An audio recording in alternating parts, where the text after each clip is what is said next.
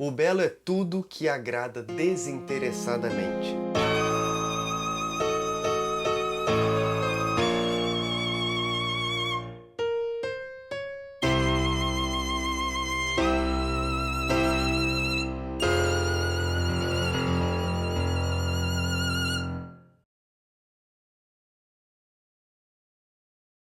Eu sou o Vitor Orlando e seja bem-vindo para mais um vídeo sobre arte e filosofia. Para o filósofo Kant, de maneira muito geral, belo é aquela fração de um objeto de que a gente contempla que chega a nós pela imaginação e não pela racionalidade, causando assim uma sensação de prazer e de harmonia. Essa sensação em geral reivindica universalidade, ou que aquilo seja realmente belo, mesmo que o seu amigo não ache o mesmo ou que você não possa definir ou tomar aquilo como um conceito. O mais curioso dessa ideia é que essa sensação deve ser desinteressada, ou seja, não podemos ter um interesse externo em relação àquilo, mas apenas parar e contemplar. Diante de uma paisagem natural, se você deseja plantar ali, se você deseja comercializar ou desmatar, você passa a ter um interesse externo àquela paisagem. Diante de uma pintura, se você deseja vender, comprar ou qualquer outro interesse que é externo àquilo, a sensação de belo se corrompe. Cada um com a sua subjetividade formula ideias sobre o que se contempla, sem determinar ou fechar a beleza em conceitos, ainda que a gente tente isso o tempo todo. Buscamos isso dentro de nós, da nossa vivência e do nosso entendimento, e não na coisa em si mesma.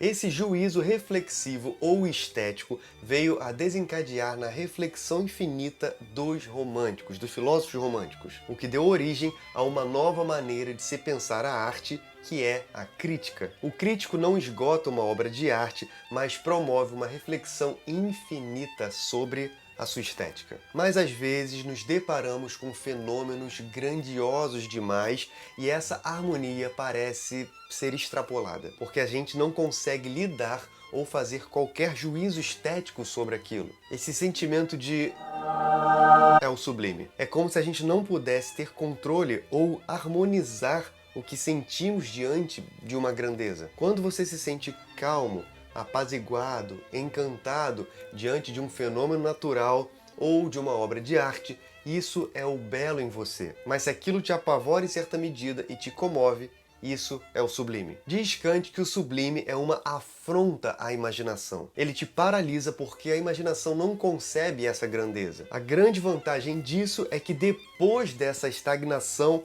a gente tende a buscar compreensão da tal grandeza, mesmo que a gente nunca compreenda isso de maneira definitiva. Como num exemplo de Kant, é como tentar compreender a matemática, o infinito matemático, por exemplo. A gente pode dizer que, de certa forma, a arquitetura dos templos antigos gerava um sentimento de beleza devido à harmonia das suas construções. Mas a partir do período gótico, as catedrais se tornaram imensas, exageradas, cheias de micro detalhes para causar um sentimento sublime em nós. O sublime distingue-se do belo pelo fato de provocar perturbações filosóficas ligadas à mistura de dor e prazer. Mas há uns anos atrás eu levantei um questionamento lá no meu mestrado que me persegue até hoje.